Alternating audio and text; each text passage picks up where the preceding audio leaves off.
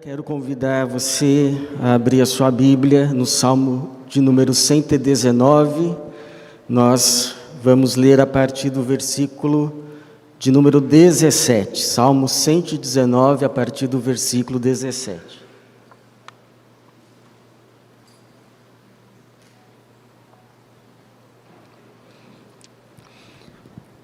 Nós temos meditado pelas manhãs no Salmo de número 119, já sabemos que ele é dividido em 22 partes, cada uma iniciada por uma letra do alfabeto hebraico, e é esse trecho que vamos ler agora, do verso 17 ao 24, é iniciado pela letra Gimel, a terceira letra do alfabeto hebraico.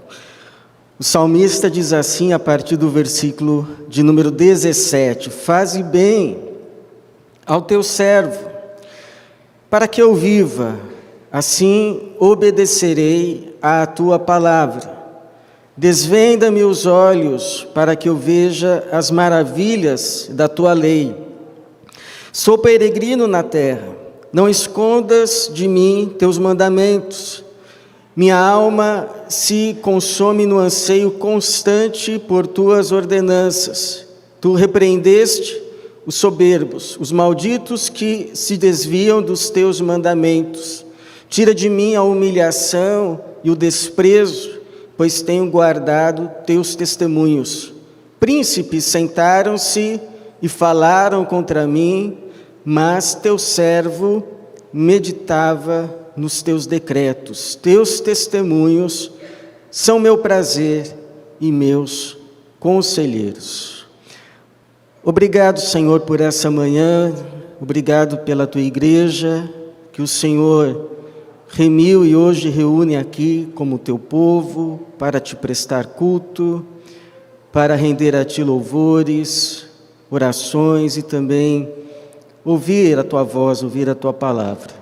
Pedimos que mais uma vez teu Espírito Santo ministre, abra os nossos olhos, corações, e que haja lugar para a tua palavra em cada mente e coração, e que ela produza o fruto pelo qual foi enviada, fruto de salvação, para a tua glória mesmo, em nome de Jesus. Amém. Abre os meus olhos para que eu veja as maravilhas da tua lei.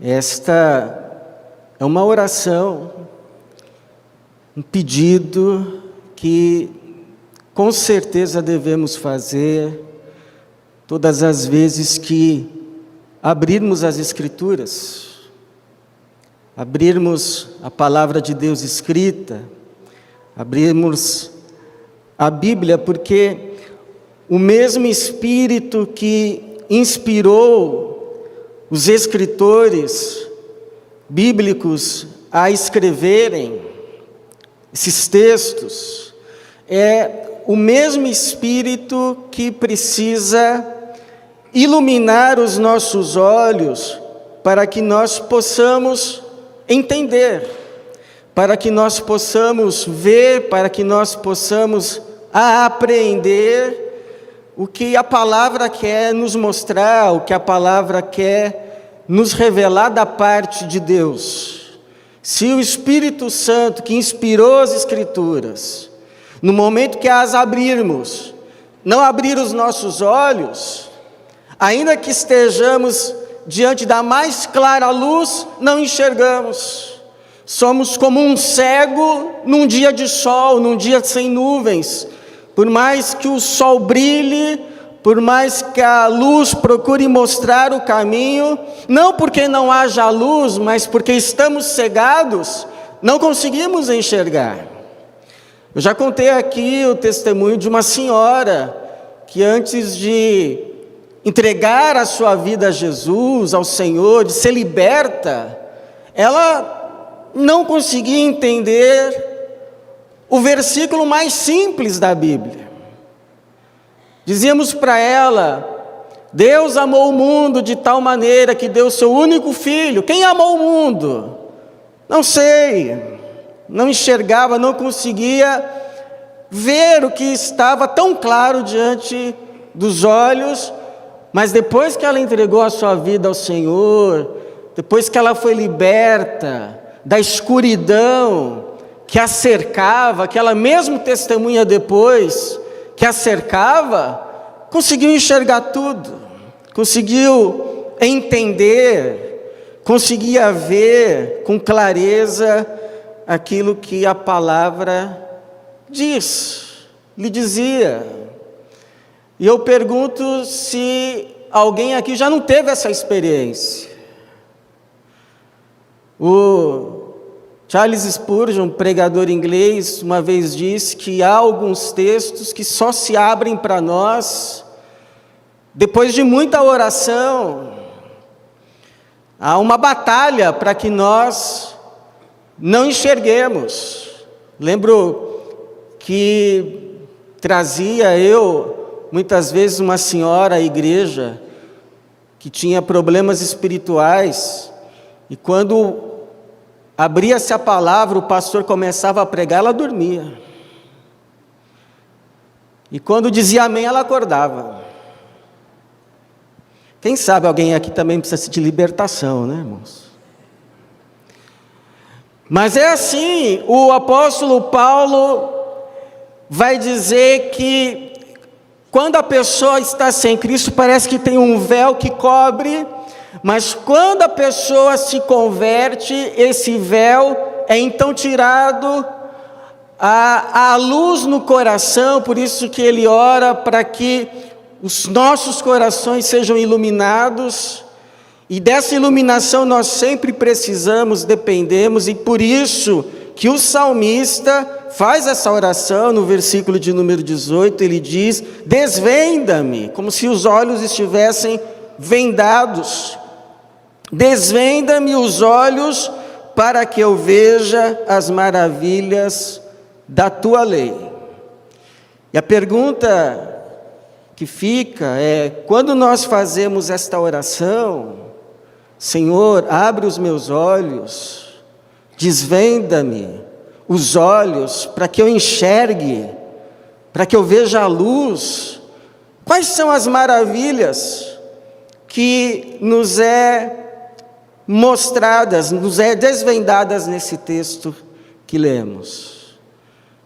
Eu gostaria de compartilhar algumas.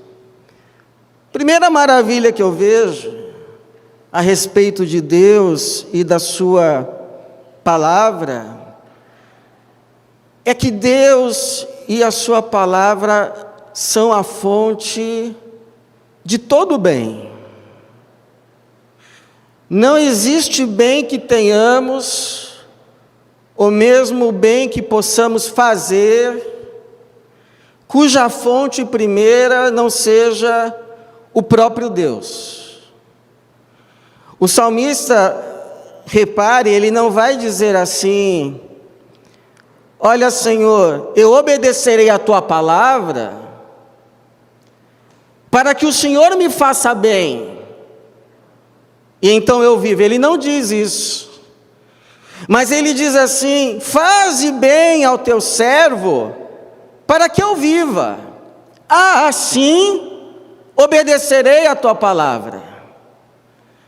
Ele sabe que até mesmo para que ele possa obedecer a palavra de Deus, é necessário que primeiro Deus lhe faça o bem, que Deus lhe dê as condições, senão ele não obedece. Então ele não diz: eu vou obedecer, aí o Senhor me faz o bem. Não, ele não diz isso. Ele diz: me faça o bem, para que eu viva, então obedecerei, então terei condições de obedecer. Faz lembrar, por exemplo, Provérbios capítulo 30, versículo 8 a 9, olha a humildade do sábio, porque ele diz assim: afasta de mim a falsidade e a mentira, não me des nem a pobreza, nem a riqueza, dá-me apenas o pão de cada dia, para que na fartura não te negues e diga: quem é o Senhor? Ou, empobrecendo, eu não venha a furtar e profane o nome de Deus. Ou seja, é necessário que Deus primeiro nos faça o bem, para que então tenhamos condições de andar no bem. Todo o bem que temos, ou todo o bem que venhamos a fazer, tem como fonte primeira o bem de Deus. Então, se nós obedecemos, é porque primeiro Ele tem nos dado o caráter de Jesus Cristo, senão não obedeceríamos. Se nós o amamos, é porque primeiro Ele tem nos amado, senão não o amaríamos. João diz, não fomos nós que o amamos, Ele nos amou primeiro.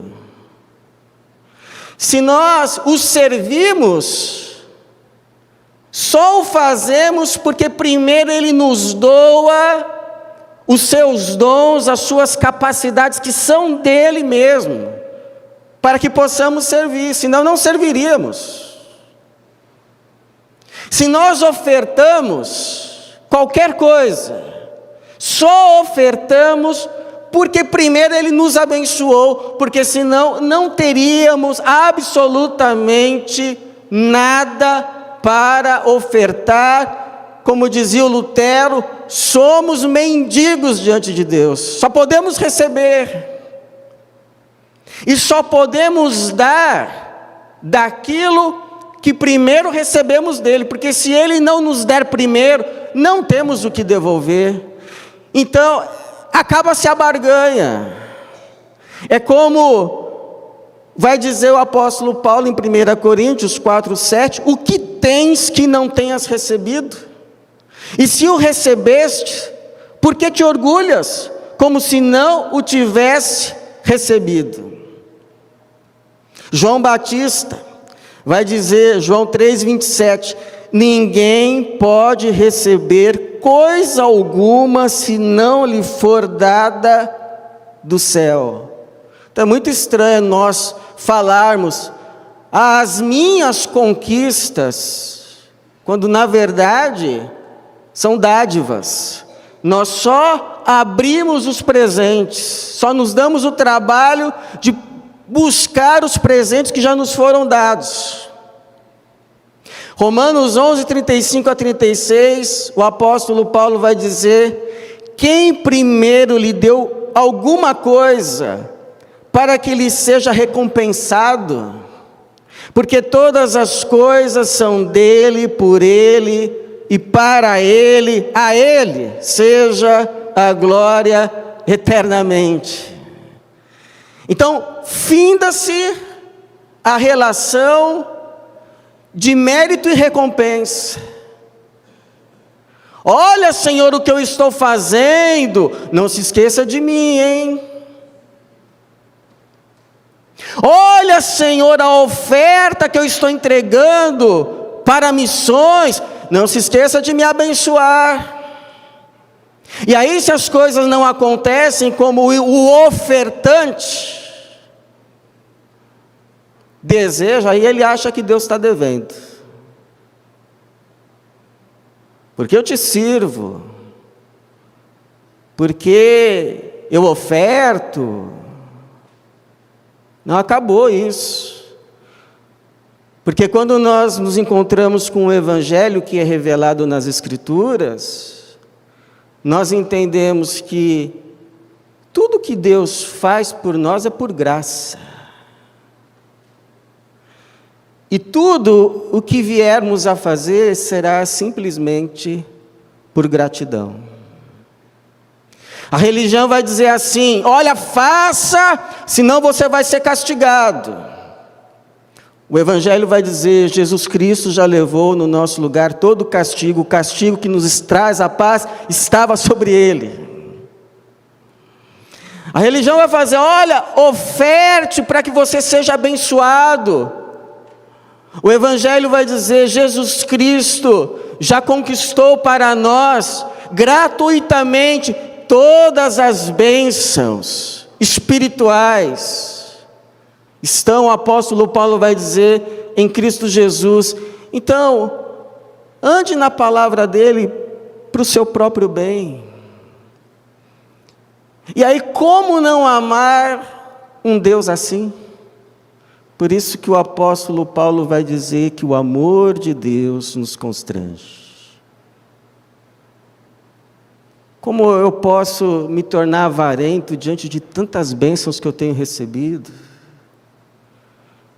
Como eu posso negar, estender a minha mão e servir diante de todas as capacidades que Deus tem me dado?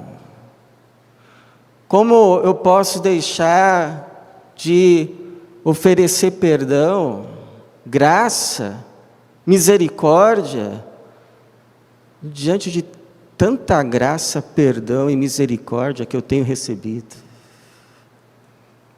Então não é mais mérito e recompensa, é graça e gratidão.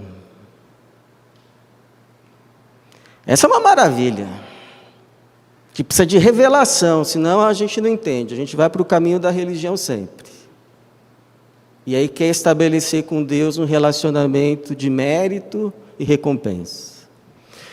Mas uma segunda maravilha é que a palavra de Deus nos guia não apenas para o céu, mas para o nosso caminho nesse mundo, no qual somos peregrinos.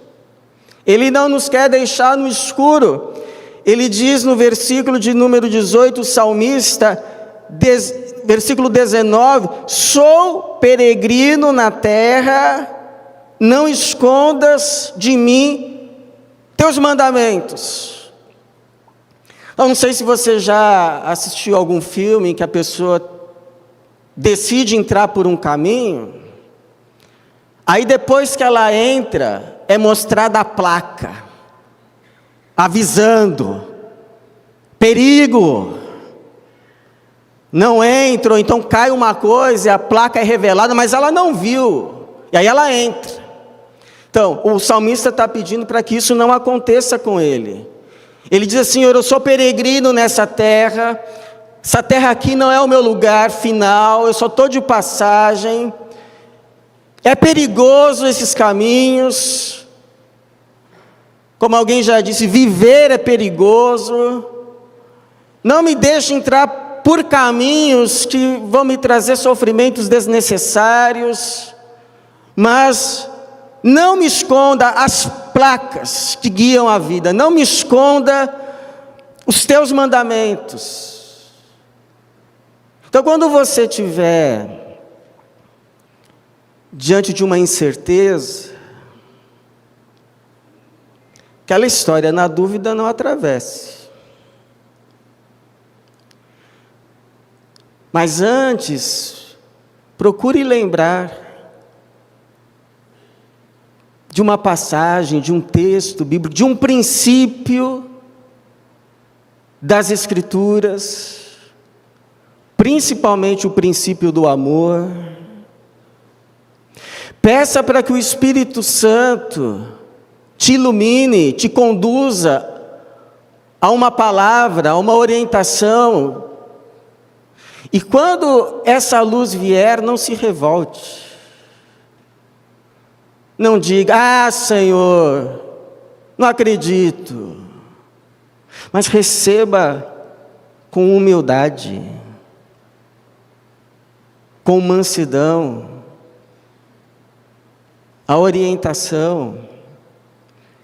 Porque o máximo que a gente consegue enxergar é o que está à nossa frente. Mas Deus sabe o que está depois. O máximo que a gente enxerga é o que está do lado de fora. Mas Deus é quem vê o que está do lado de dentro. Nós vemos só o hoje. Deus está vendo o amanhã.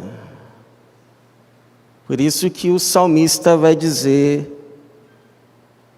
no versículo 105, tua palavra é lâmpada para os meus pés e luz para o meu caminho. Então peça, Senhor,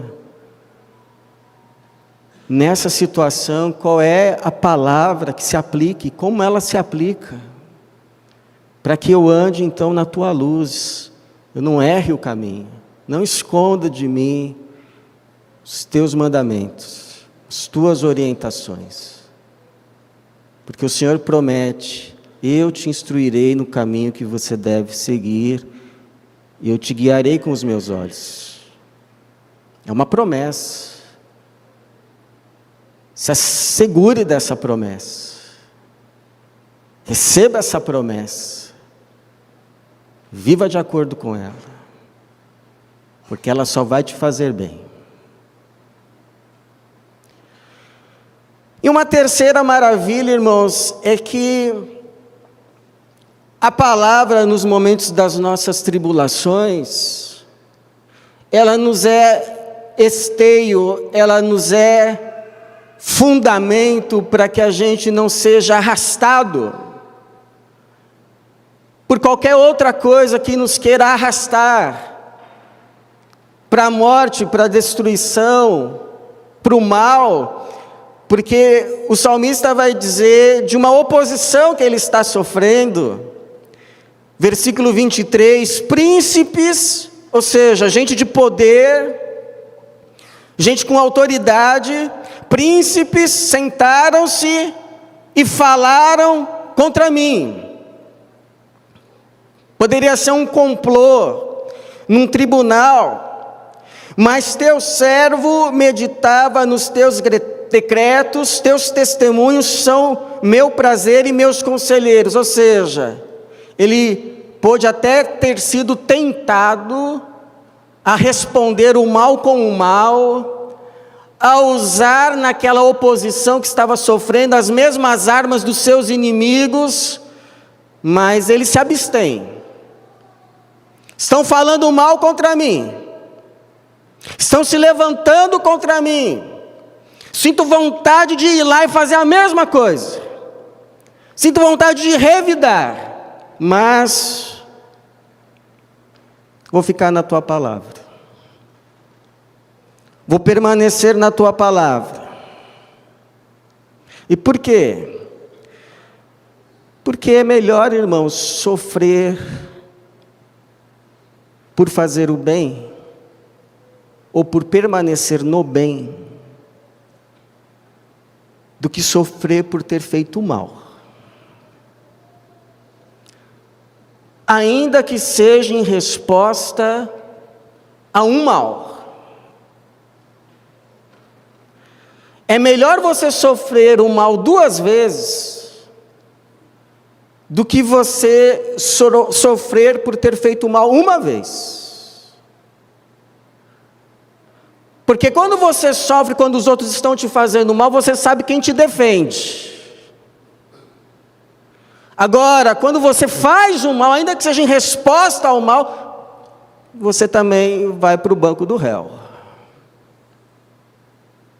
Então eu vou esperar no Senhor, como Jesus fazia. Quando era injuriado, não injuriava. Quando era afrontado, perseguido, entregava-se àquele que faz justiça, mas não sujava suas mãos com o mal, por causa do mal dos outros. Então eu te dou 2 conselhos para você que está sofrendo oposição, você que está sofrendo afronta, confrontação, injustiça. Primeira, não se deixe vencer pelo mal. Não se deixe vencer pelo mal. Porque o mal não te vence quando te faz o mal. O mal te vence quando te faz fazer o mal. Porque quando o mal te faz o mal, aí você sai da palavra, para revidar com o mal, e geralmente a resposta, a retaliação, a vingança é sempre desproporcional, o mal então olha para você com o rosto ensanguentado e diz: venci, te venci. Por isso que o Paulo vai dizer: não se deixe vencer pelo mal, mas vence o mal com o bem. Mal não se vence com outro mal. Você vence o mal com o bem, senão você perde, sempre perde. O salário do pecado é a morte, sempre vai ser a morte. Não importa a razão, não importa a justificativa, vai gerar morte na tua vida, então se preserve no bem. E segundo, permaneça firme na palavra, porque você é de Deus, não é? Então permaneça na palavra, não deixe se arrastar, seja pelo que for.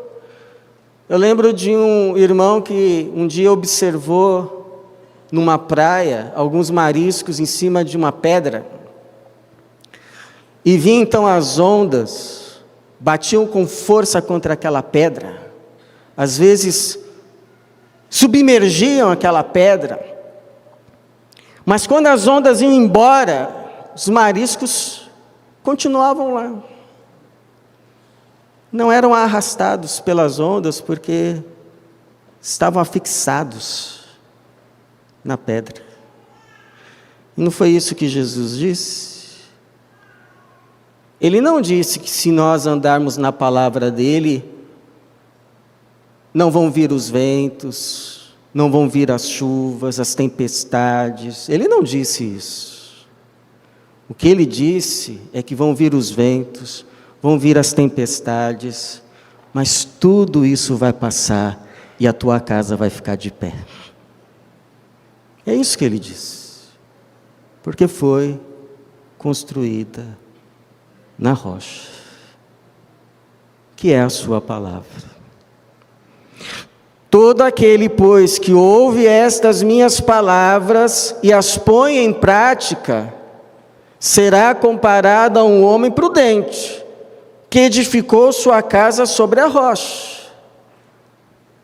E a chuva caiu, os rios se encheram, os ventos sopraram e bateram com força contra aquela casa.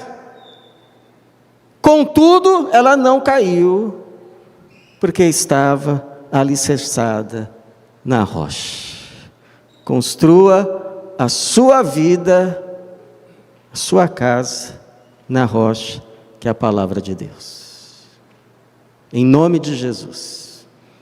Para que quando vierem as tempestades, porque elas vão vir, a tua casa permaneça de pé. Então abre os meus olhos,